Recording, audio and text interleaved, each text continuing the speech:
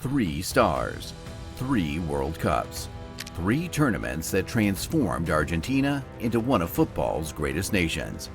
But behind every star, there is a shadow. In 1978, Argentina needed an almost impossible result against Peru, and somehow won 6-0 under the eyes of a murderous military dictatorship. In 1986, Diego Maradona used his hand to score one of the most important goals in World Cup history, and the referee allowed it. And in 2022, Argentina received penalty after penalty as Lionel Messi completed the perfect ending to his career in a tournament hosted by a country financially connected to him. Coincidence? Good fortune? Or was Argentina's greatest football story written with help from people outside the pitch? This video presents the conspiracy theory that Argentina's 3 World Cups were not simply won, they were assisted. Some elements of the story are documented facts. Others are accusations, suspicions, and interpretations that remain disputed. No investigation has conclusively proved that all 3 tournaments were fixed. But conspiracy theories do not begin with proof. They begin when the official story stops feeling believable. To understand Argentina's first World Cup, we must begin outside football. In 1976, 2 years before the tournament, Argentina's military seized power. The country was ruled by a junta led by General Jorge Rafael Videla. The regime kidnapped, tortured, and murdered political opponents. Thousands of people disappeared.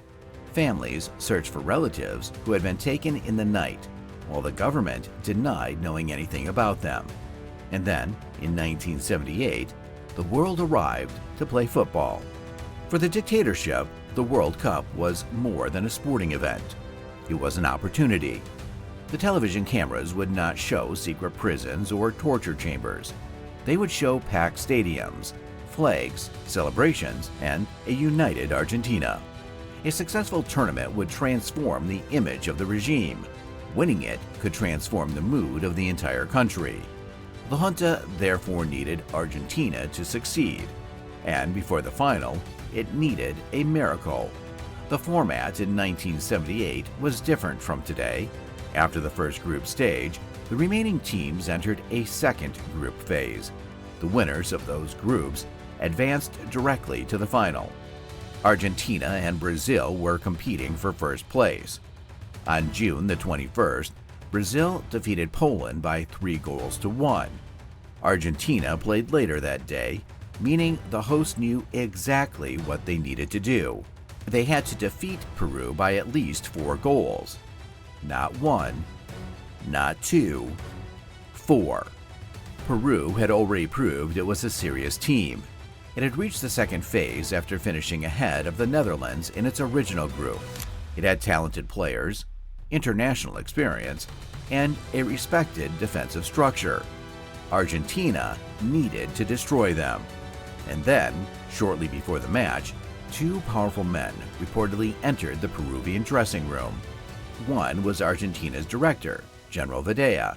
The other was former United States Secretary of State Henry Kissinger. According to Peru's captain, Hector Champitas, they wished the players luck and spoke about the anticipation of the Argentine public. But why would the leader of Argentina visit the opposition's dressing room minutes before the most important match of the tournament? Was it a friendly greeting? Or was the message hidden beneath the words, "Millions of Argentines are waiting. The government is watching. Do not stand in the way"? Peru started well. They even struck the post. But then Argentina scored, and scored again, and again. By the end, the scoreboard read, Argentina 6, Peru 0. Argentina had not merely achieved the 4-goal victory it required, it had exceeded it. The hosts advanced to the final, defeated the Netherlands, and lifted their first World Cup. The fairy tale was complete. But almost immediately, people began asking what Peru had received in return. Over the years, several allegations have emerged.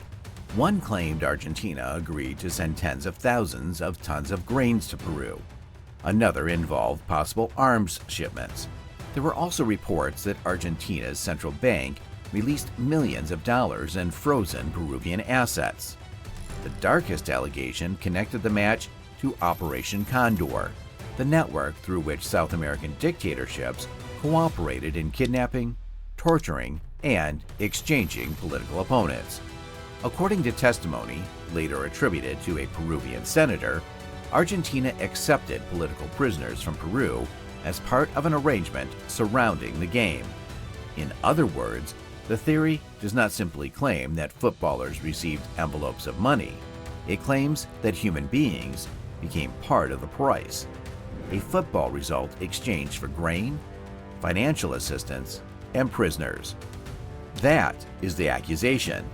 It has never been conclusively proved, but one Peruvian midfielder, Jose Velasquez, later said that the team had been subjected to government pressure. He alleged that pressure moved from government officials to team administrators, and from administrators to the coaching staff.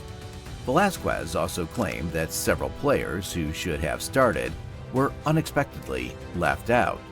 Peru's goalkeeper, Ramon Quiroga, attracted particular suspicion because he had been born in Argentina.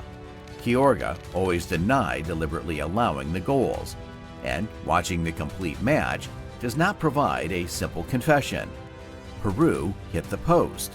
Quiroga made saves. Argentina attacked relentlessly. Peru had nothing left to play for, and may simply have collapsed in an intimidating stadium against a desperate host nation. That is the defense. But the conspiracy theory asks us to consider the complete picture. A dictatorship desperate for legitimacy. A tournament being used as political propaganda. A host nation that knew the exact winning margin it needed. A strange dressing room visit from Videla and Kissinger. Reports of economic favors. Testimony alleging government pressure. And finally, the perfect result, 6-0. Perhaps Argentina simply played the match of its life. Or perhaps Peru entered a football stadium already knowing how the story had to end. Argentina's first star was placed on the shirt, but according to the theory, its foundations were not made of gold. They were made of fear. 8 years later, Argentina returned to the World Cup without a military dictatorship controlling the tournament. This time, there was no alleged prisoner exchange, no suspicious 6-goal requirement. There was only Diego Maradona. Argentina met England in the quarterfinals in Mexico City. The match already carried enormous political emotion. 4 years earlier, Argentina and the United Kingdom had fought the Falklands War. For the players, officially, this was football. For millions watching, it represented something more. Early in the second half, Maradona moved toward England's penalty area. He played the ball toward Jorge Valdona, but England midfielder Steve Hodge attempted to clear it. Instead, the ball looped high into the air toward goalkeeper Peter Shilton. Shilton was taller than Maradona and could use his hands. Maradona knew he could not reach the ball legally, so he reached it illegally. He raised his left arm, he struck the ball with his fist, and it entered the net. For a moment, even Maradona appeared uncertain. Then he ran away celebrating. His teammates followed. The referee, Ali Ben Nassar, looked towards his assistant. No signal came. The goal stood. Argentina led 1-0. This is not an allegation. It is not a rumor. It is not a complicated theory involving secret bank accounts or political agreements. Maradona handled the ball. The goal was illegal, and it counted. FIFA itself now describes the incident as the infamous Hand of God goal. Afterward, Maradona delivered the phrase that transformed cheating into mythology. He said the goal had been scored partly with Maradona's head and partly with the hand of God. It was clever, it was poetic, and it distracted from the simple truth. A player had knowingly broken the rules and deceived the officials. 4 minutes later, Maradona produced one of the greatest goals football has ever seen. He carried the ball through the English team and scored what became known as the goal of the century. That second goal proved his genius, but it did not make the first goal legal. England eventually scored through Gary Lineker. Argentina won 2-1. Remove the handball, and the entire match changes. Perhaps Argentina still wins. Perhaps the match goes to extra time. Perhaps England completes a comeback. We will never know. Argentina then defeated Belgium in the semifinal and West Germany in the final. Maradona lifted the trophy. The second star was added. Many people remember 1986 as the tournament in which one extraordinary man conquered the world. The conspiracy version tells a harsher story.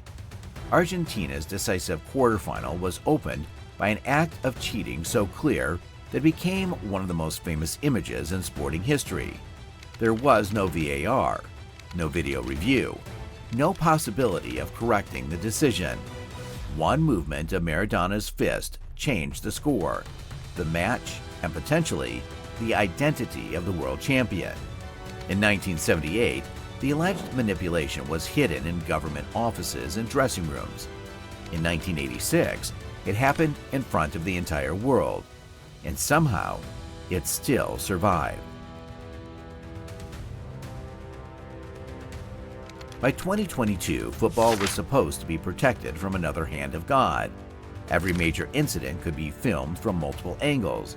VAR could review goals, red cards, and penalties. Technology would correct human error. And yet, Argentina's third World Cup produced a new accusation: that the tournament had been designed to give Lionel Messi his perfect ending. The theory begins with the host. Qatar had invested enormous amounts of money in football, and in 2021, the Qatar-owned club, Paris Saint-Germain, signed Lionel Messi. Messi was not simply another player, he was one of the most valuable faces in global sport and a central figure in Qatar's football project.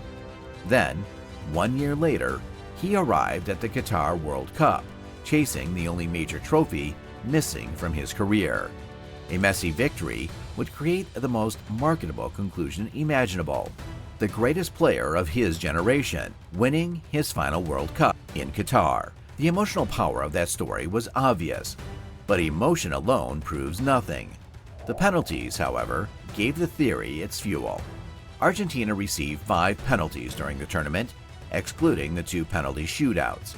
They were awarded spot kicks against Saudi Arabia, Poland, the Netherlands, Croatia, and France. 5 penalties in 7 games. Messi scored 4 of them, missing against Poland. Some decisions were widely accepted. Others produced furious arguments. Against Saudi Arabia, Argentina received a penalty after Leandro Paredes was pulled during a corner. Against Poland, goalkeeper Wojciech Szczesny's hand made contact with Messi after the Argentine headed the ball. VAR advised the referee to review the incident, and a penalty was awarded, even though many observers believed the contact was minor and had not prevented Messi from playing the ball. Messi missed. So, defenders of the official result asked, if the tournament was rigged, why allow Argentina to lose its opening game? Why award a penalty that Messi might miss? Why let Saudi Arabia defeat them? But a conspiracy does not require every moment to be controlled. It requires only enough influence to tilt the critical moments. Against the Netherlands, Argentina received another penalty after Denzel Dumfries challenged Marcos Acuna. Argentina led 2-0, but still surrendered the advantage, conceding twice before winning the shootout. That chaotic match included numerous bookings, confrontations, and complaints from both teams. Later, former Netherlands coach Louis van Gaal publicly suggested that the tournament had been arranged for Messi to become champion. He offered no conclusive evidence, but his accusation ensured that the theory would not disappear. Then came Croatia.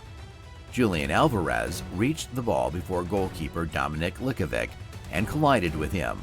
The referee awarded Argentina a penalty. Messi scored. Critics argued that Likovic had held his position and that the collision was created by the attacker. Others argued that the goalkeeper blocked Alvarez's path without playing the ball, making the penalty correct. Argentina won 3-0. And finally, in the World Cup final, Angel Di Maria entered the French penalty area. Ousmane Dembélé made contact from behind. Di Maria fell. Penalty. Messi scored. Again, supporters saw a foul. Critics saw a soft decision on the biggest possible stage. But here, the conspiracy theory encounters its greatest problem. France later received 2 penalties in the same final. Kylian Mbappé scored both. France came back from 2 goals down and then equalized again during extra time.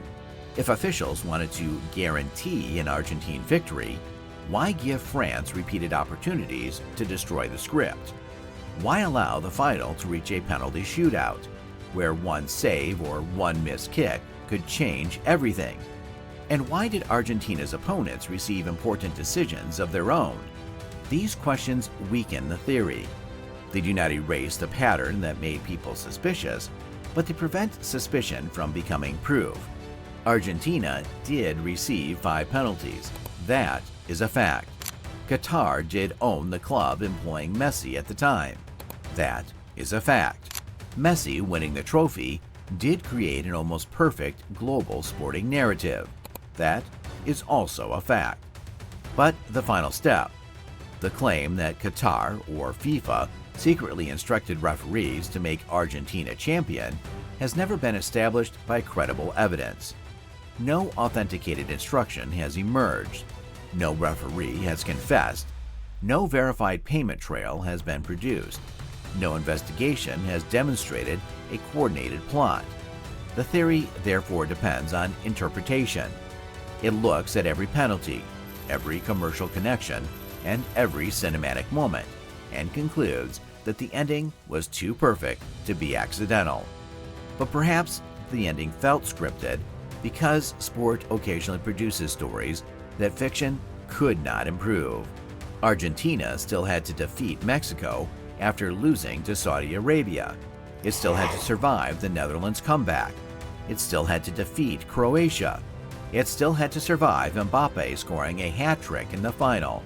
And Emiliano Martinez still had to make a crucial save in the final seconds of extra time.